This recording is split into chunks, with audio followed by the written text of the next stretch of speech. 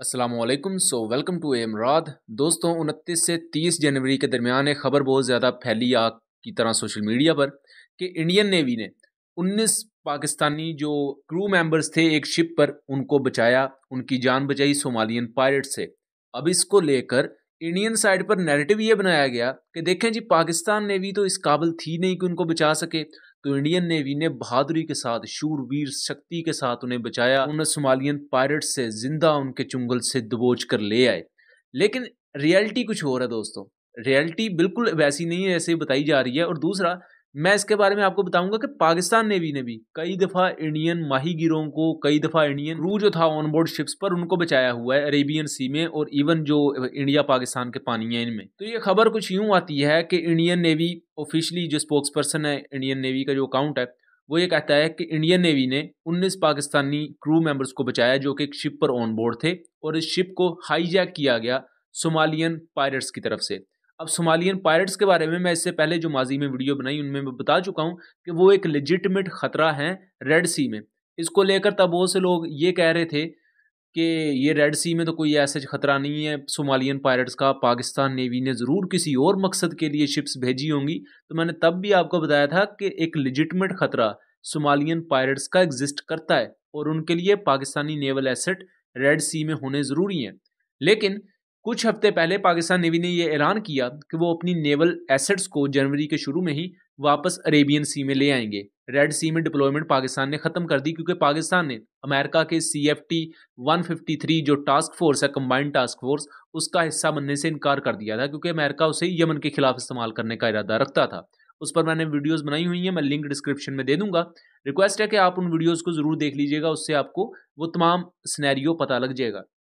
अब यहाँ कुछ काउंटर के तौर पर सबूत भी हैं, क्योंकि नैरेटिव तो ये बनाया गया ना कि पाकिस्तान नेवी तो कहीं मौजूद ही नहीं थी और इंडियन नेवी इतनी ताकतवर और थी और इंडियन नेवी ने बचा लिया बिल्कुल। तो यहाँ उस शिप की मैं आपको एक तस्वीर दिखाता हूँ। गौर से यहाँ देखें तो यहाँ ईरानियन झंडा है, ये पाकिस्तान की शिप नहीं है, ये ईरानियन शिप है। और ऐसे दो वाकयात बेसिकली हुए हैं। एक तो बिल्कुल कंफर्म है कि ईरानियन शिप को इंडियन नेवी की तरफ से बचाया गया है, उस पर ईरानियन क्रू मेंबर्स थे। दूसरी जो शिप है उसके बारे में भी कुछ सोर्सेज यही क्लेम कर रहे हैं कि वो भी ईरान। तो यहाँ आप एक थर्ड पार्टी सोर्स को देखें जिसकी इंटरनेशनल फॉलोइंग है, वो क्लेम कर रहा है कि दोनों शिप्स ही ईरान की थी, पाकिस्तानी शिप नहीं थी। हाँ, एक ईरानियन शिप पर कुछ पाकिस्तानी नेशनल जरूर मौजूद थे जो कि वहां मुलाजमत करते थे, ठीक है। लेकिन इस पूरी खबर में पाकिस्तान को ऊपर क्यों रखा गया कि पाकिस्तानी लोगों को बचाया गया है, ताकि नैरेटिव ये बिल्ड किया जाए कि ईरानी तो कहीं नहीं थे, पाकिस्तानियों को हमने बचाया है। और जाहिर बात है फिर उससे इंडिया में एक लेवरेज बढ़ेगा वहां की गवर्नमेंट का और उससे पूरे नैरेटिव को यूज किया जाएगा मीडिया कंपेन्स के लिए और अपनी इलेक्शन कंपेन्स के लिए। हालांकि यहाँ मेजर स्टेक होल्डर या जो मेजर आप समझ लें निशाना बने थे, वो ईरानियन शिप्स थी और ईरानियन क्रू मेंबर था। पहली तो ये चीज। दूसरा, यहाँ एक बात हमेशा याद रखें कि इंडियन नेवी को पाकिस्तान की याद किस तरह आ गई कि पाकिस्तानियों से इतनी हमदर्दी। इनका डिफेंस मिनिस्टर पिछले 1-2 महीने पहले की बात है, जब इंडियन एरिया ऑफ रिस्पॉन्सिबिलिटी में एक इजरायली शिप पर ड्रोन ने हिट किया था, चैम्प्लोटो इस शिप का नाम था, उस पर मैंने डिटेल वीडियो बनाई हुई है, लिंक डिस्क्रिप्शन में दे दूंगा। तब इंडियन डिफेंस मिनिस्टर ने इनडायरेक्टली कहा था कि ये पाकिस्तान ने हमला किया इजरायली शिप पर। और अब इंडिया की इतनी मोहब्बत जाग गई कि पाकिस्तानियों को बचाने पहुंच गए हैं। तो बेसिकली वो ईरानियन शिप्स हैं, पाकिस्तानी नहीं है, पहली चीज। दूसरी, अब बहुत से लोगों के जहन में होगा कि अगर अगर इंडियन नेवी ने पाकिस्तानी क्रू को बचाया है तो क्या पाकिस्तान नेवी ने भी कभी बचाया होगा इंडियन क्रू को? तो जी हाँ, पाकिस्तान ने multiple times Indian crew members को बचाया है कई किस्म के खतरात से। जैसा कि मैं आपको यहाँ दो मिसालें दे देता हूँ। पहली मिसाल तो अगस्त 2022 की है, जब पाकिस्तान नेवी ने 9 इंडियन क्रू मेंबर्स को बाजियाब करवाया था। वेसल के साथ एक इम्पैक्ट हुआ था, बुनियादी तौर पर एक इवेंट पेश आया था अरेबियन सी में, तब की बात है। दूसरा, 6 इंडियन फिशरमैन थे जो कि डूब रहे थे पाकिस्तान और इंडिया के दरमियान का जो एरिया ऑफ रिस्पॉन्सिबिलिटी है वहां, अक्टूबर 2022 की बात है।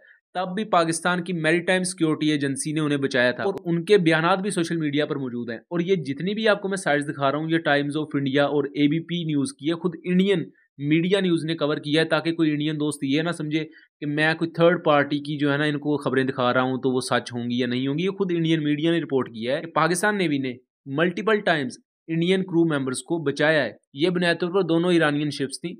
इंटरनेशनल जो रिपोर्ट्स हैं वो यही क्लेम कर रही हैं। ये इंडियन साइड है जो कह रही है कि नहीं, एक ईरान की शिप थी और एक पाकिस्तान की शिप थी, तो उस पर भी इन्होंने कोई भी पाकिस्तानी जो नेशनल्स थे उस पर उनकी लिस्ट इन्होंने जारी नहीं की।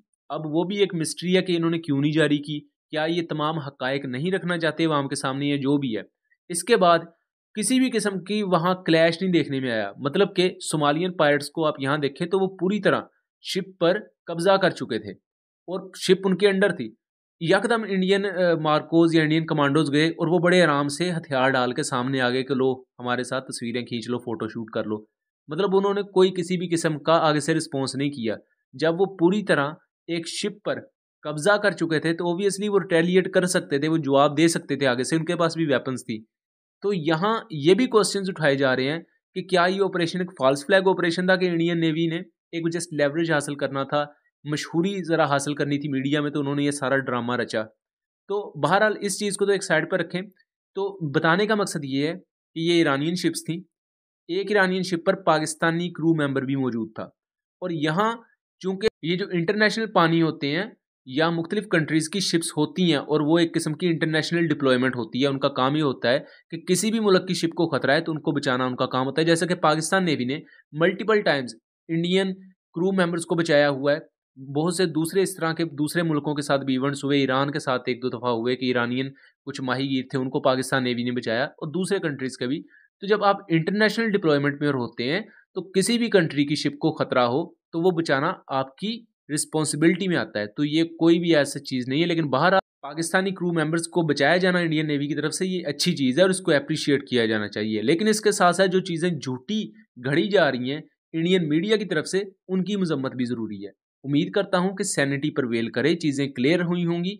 वीडियो पसंद आई हो तो इसे ज़्यादा से ज़्यादा शेयर कीजिएगा ताकि ये आगाही आगे भी पहुँचाई जा सके। एंड मिलेंगे अगली वीडियो में, तब तक के लिए अल्लाह हाफिज़।